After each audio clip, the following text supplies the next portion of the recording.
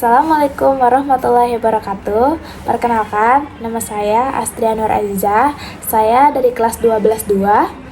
Saya dari SMA Negeri 1 Simalimba.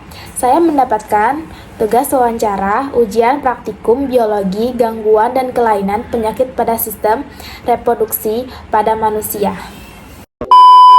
Assalamualaikum warahmatullahi wabarakatuh. Perkenalkan, nama saya Astria Nur Aziza. Saya dari kelas 12-2, asal sekolah saya dari SMA Negeri 1 Simpang Limba. Saya kesini akan melakukan wawancara terkait materi mapel pelajaran biologi. Apakah kakak bersedia? Bisa bersedia. Apakah kakak boleh memperkenalkan diri? Baik, perkenalkan nama saya Richard Ahmad Salim. Saya di sini perawat menjaga klinik, hanya keperawatan. Jika ada yang ingin bertanya, pertanyaan silakan. Gangguan atau kelainan apa saja yang sering terjadi pada sistem reproduksi, baik pada laki-laki maupun perempuan? Baik, untuk di bagian gangguan pada perempuan itu ada beberapa, yaitu dari PCOS, yaitu jenis gangguan hormon dan kista ovarium, dan juga ada endometriosis, itu di jaringan rahim, tumbuh di luar rahim seperti ini di haid, dan juga ada keputihan, myocarditis. Untuk bagian keputihan itu diakibat dari infeksi jamur. Dan juga ada myom itu tumor jinak. Tumor jinak itu terdapat pada otot rahim. Dan juga untuk kanker servis itu ada kanker rahim yang sering kena HPV. Dan untuk pada laki-laki itu ada juga di epididymitis.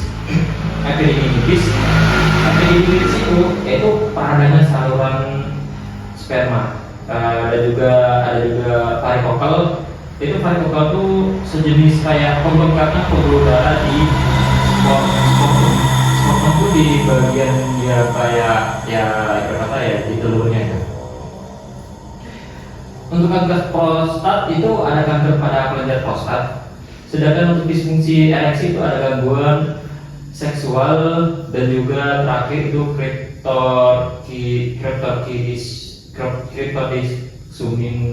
cryptorchidismus itu testis tidak turun. Ada lagi, hanya itu. Apa penyebab utama terjadinya gangguan sistem reproduksi? Penyebab utamanya? Ya. Untuk penyebab utamanya itu ada di infeksi, ada di hormonal, bisa di genetik, dan juga bisa di struktural. Untuk di bagian infeksi itu ada dari bakteri, virus, jamur, atau parasit. Itu biasanya itu sering lewat dari hubungan seksual bebas tanpa hubungan, dan juga ada dari hormonal. Nah, untuk hormonal ini itu dari ketidakseimbangan hormon seperti pada PCOS tadi. Dan juga itu adanya tumor, kista, atau penyumbat saluran. Apa gejala awal yang harus diwaspadai pada gangguan sistem reproduksi? Untuk gejala awal yang perlu diwaspadai itu dari nyeri. Nah, untuk nyeri itu ada di nyeri kronis di bagian panggul atau nyeri hebat pada saat haid. Itu terjadi juga pada hubungan seksual juga. Dan untuk perubahan cairannya itu juga ada di keputihan tidak normal, bau atau gatal, dan juga atau keluar nanah dari penis, itu bisa terjadi. Dan untuk selanjutnya itu benjolan, adanya benjolan di testis atau area benjolan dan vagina. Untuk siklusnya, menstruasi tidak teratur juga itu berpengaruh, dan juga perjalanan itu berpengaruh.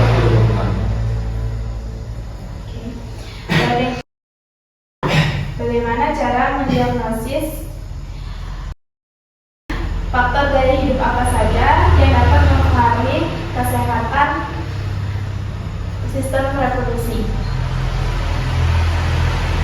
Faktor apa yang mempengaruhi kesehatan sistem reproduksi?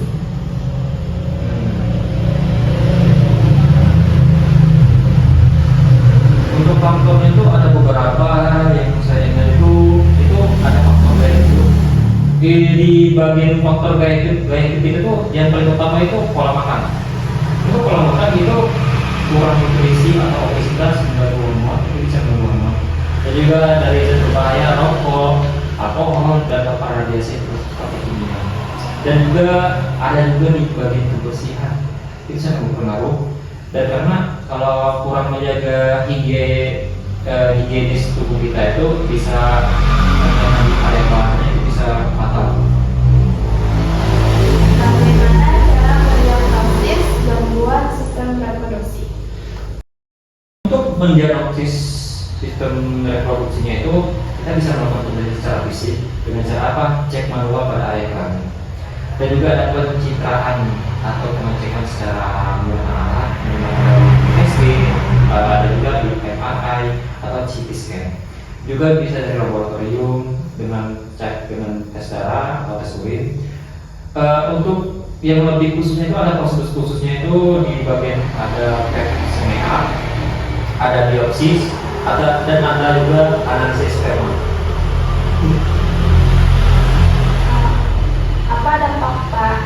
Apa dampak jangka panjang jika sistem reproduksi tidak ditangani dengan baik? Untuk jangka panjangnya itu ya bisa sangat fatal sih, terutama itu di bagian kemanduan remaja itu sangat fatal bisa terjadi. Ada juga komplikasi seperti infeksi penyebaran organ lain seperti ya radang panggul.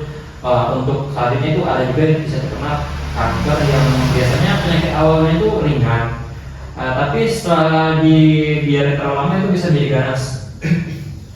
Dan juga ada gangguan psikologis seperti depresi atau hilangnya kepercayaan diri juga bisa terganggu. Apakah gangguan sistem reproduksi dapat dicegah? Jika iya, bagaimana caranya? Itu bisa dicegah dengan cara apa? Vaksinasi.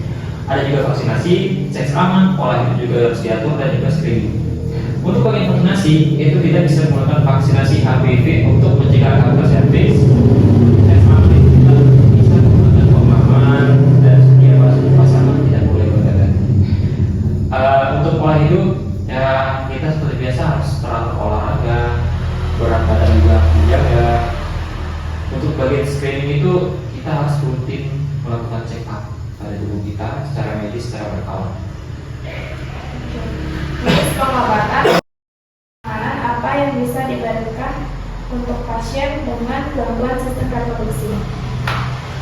Untuk jenis pengobatan itu bisa dari antibiotik, yang bisa itu antibiotik itu misal pasiennya itu sudah terkena infeksi, sudah terkena, dan juga bisa terapi hormon atau anti jamur menggunakan jamur obatannya. Untuk tindakan berbahaya itu bisa operasi pengangkatan kista, tumor atau varikokelnya. Dan untuk terapinya bisa kita lakukan kemoterapi atau radiasi untuk kasus khusus kanker. Itu aja yang bisa saya kasih untuk jenis pengobatannya adalah. Apakah gangguan sistem reproduksi dapat mempengaruhi kesuburan? Mengapa demikian?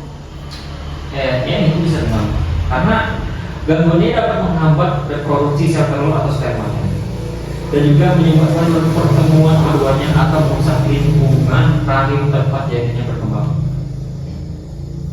Oke. Apakah haid berlebihan itu wajar? Apakah haid berlebihan itu wajar?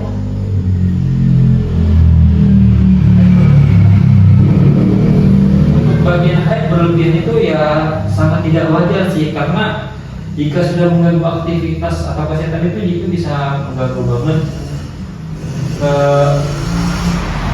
karena ini bisa menandakan ketidakseimbangan hormon dan juga atau terjadinya kista fibroid. Apakah penyakit HIV itu menular hanya karena berhubungan? Untuk penularan HIV itu tidak hanya lewat hubungan seksual aja, bisa juga terjadi dari melalui pertukaran cairan tubuh tertentu. Selain seks, penularan bisa terjadi melalui bisa dari dan itu bisa, atau seks secara hubungan cairan tertentu dari dalam itu juga bisa. Itu bahkan lebih positif lagi. Itu kayak sejenis ya, contoh ada pasien terkena dari diabetes, kita suntik, terus kita tidak sengaja terkena suntikannya diabetes, itu kemungkinan kecil bisa terjadi juga. Apakah wajar jika siklus haid berubah-ubah setiap bulannya? untuk berubah obat itu ada, tapi dalam batas waktu tertentu. Kenapa saya bilang itu? Karena di setiap wanita variasi haidnya itu berbeda-beda setiap hari, setiap bulan. Masih di atas normal, namun jika ada haidnya sangat jauh lebih dari kayak 35 hari atau sangat sering kurang dari 21 hari, nah itu secara terus itu biasanya dipicu oleh stres, pola makan, atau masalah tiroid atau hormon. Apakah memakan seblak atau sosis yang berlebihan itu mengganggu sistem reproduksi? Ya itu sih kalau secara bisa juga mengganggu, tapi tidak secara langsung ya, karena di dalam sosis sama seblak itu kan natriumnya sangat tinggi ya, dan juga banyak pengawet kepala sosis. Seblak juga pengaruh kan, banyak pengawet, dan juga yang lebih parahnya itu lemak jenuhnya tinggi gitu. Berarti bisa kena kista ya kalau makan seblak berlebihan? Iya, efeknya itu kayak gimana ya? Bisa terjadi peradangan gitu, obesitas itu lebih terjadi kayak berat badan kita tuh yang ya tidak ideal banget gitu. Karena gimana ya? Musuh utama sistem reproduksi karena mengancam regulasi hormon tuh kayak gimana ya? Lebih struggle, lebih bermasalah gitu. Karena itu misal kita setelah terjadinya obesitas gula darah naik, kita bisa disarankan menggunakan insulin atau ya pakai menggunakan steroid lah gitu. Oke. Apakah menyimpan HP di saku bisa mengganggu kesuburan bagi laki-laki? Itu bisa berpengaruh juga, berisiko menurunkan kualitas sperma laki-laki.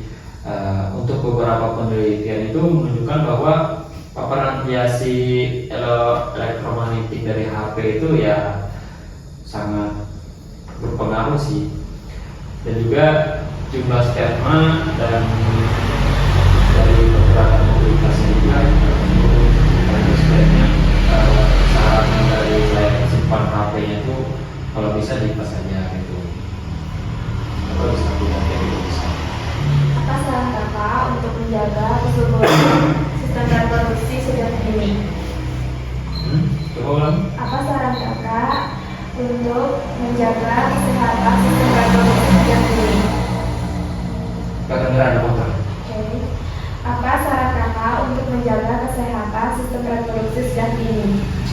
Seperti saya ulangi tadi, yang untuk lebih simpelnya itu ya dari pola hidup kita, dimulai dari olahraga, pola makan, terutama ya kita kalian kan masih masa SMA kan, ya namanya juga cinta monyet lah kan, ya itu aja. Tapi dalam berhubungan kayak pacaran itu boleh, sebenarnya tergantung orang juga, ada boleh ada juga enggak, cuman ada batasannya ya. Maksud saya itu ada batasnya, jangan sampai terjadinya seks bebas kayak ya itulah kan, tidak boleh, karena itu sangat berpengaruh buat ya kesehatan kalian juga. Terutama hindarilah makanan-makanan yang kayak sebut tadi, kayak seblak, sosis, makanan-makanan yang banyak pengawet, yang banyak natrium, itu sangat berpengaruh ke tubuh kalian, terutama cewek. Ada. Terima kasih ya kak. Iya. Terima kasih telah menanggapi pertanyaan dari saya. Saya akhiri. Wassalamualaikum warahmatullahi wabarakatuh. Baik, yang bisa saya ambil dari wawancara ini, yang pertama, bagi laki-laki tidak boleh menaruh HP dalam saku celana karena dapat mempengaruhi sistem reproduksi atau kesuburan sel sperma. Yang kedua, bagi perempuan tidak boleh memakan atau jajan-jajanan yang berlebihan atau makan seblak, sosis, dan lain-lain dapat mempengaruhi sistem reproduksi, dapat memicu penyakit seperti kanker, tumor, dan kista. Yang ketiga, penyakit HIV dapat menular bukan hanya karena berhubungan seks saja ya, ternyata masih banyak lagi seperti jarum suntik dan darah. Sekian yang bisa saya sampaikan. Saya akhiri. Wassalamualaikum warahmatullahi wabarakatuh.